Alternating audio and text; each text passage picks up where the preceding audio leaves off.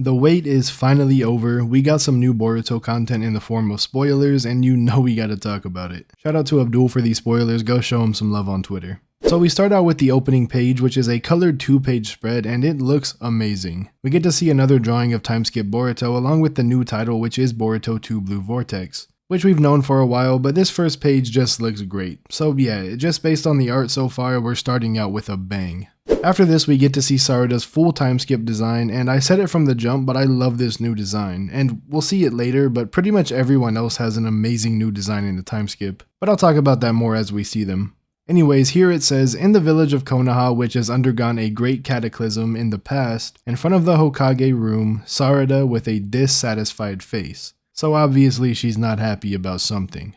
After this, we then see Sarada arguing with Shikamaru, who is now the Hokage of the Hidden Leaf. This is something that I said could be a possibility in my last video, though I feel like a lot of people thought this as well, but it's just kind of crazy that they actually went with Shikamaru instead of Kakashi in my opinion. But I'm not mad at it, I'm interested to see where they go with this. But we see that Sarada is arguing with Shikamaru about Boruto being innocent and saying how he isn't a traitor. And Shikamaru is worried about Sarada as a shinobi, to which Sarada responds that Naruto, the 7th Hokage, is her role model and not him.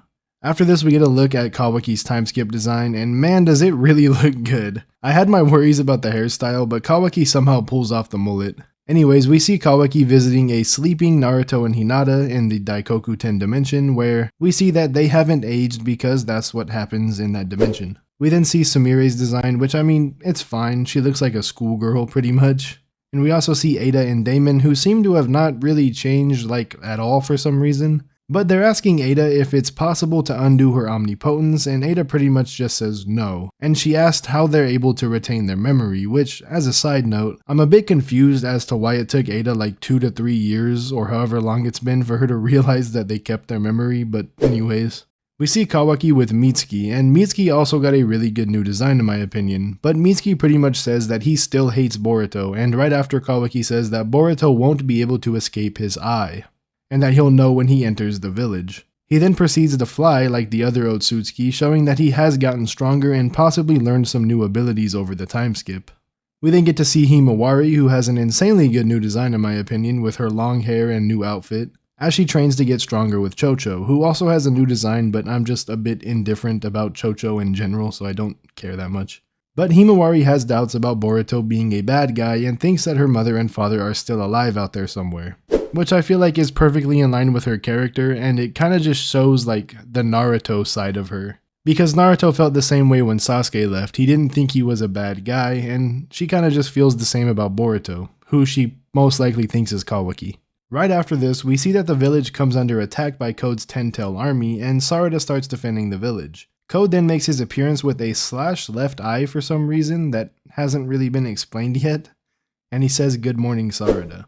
Boruto then makes his entrance saying that's the kind of creepy thinking that gets you in trouble with the girls to Code, because he said he wanted her to scream or something along those lines. But Boruto pulls up and steps on Code's face, and I can't keep defending Code if they're just going to be doing stuff like this, man.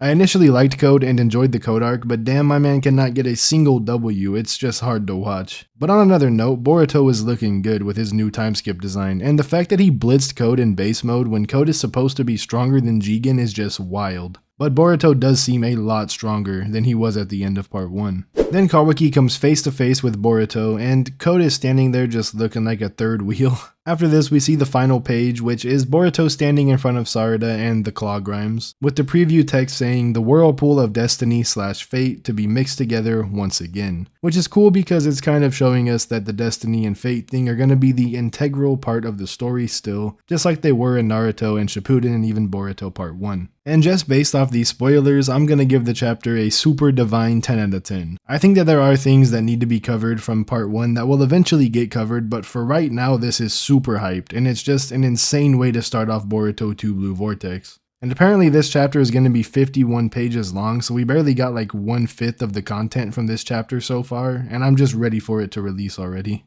But yeah, that's going to do it for this video. I really hope you guys enjoyed. If you did, then make sure to leave a like and consider subscribing, as well as leaving a comment down below to let me know all of your thoughts on the spoilers that we got so far. Make sure to check out my podcast that I do with Kamoy and Screenwriter's Perspective, that'll be linked down below. Also consider becoming a channel member for some extra content, perks, badges, and custom emotes. All of that is also linked down in the description. But yeah, that's it for this video. Thanks for watching. Trippy out.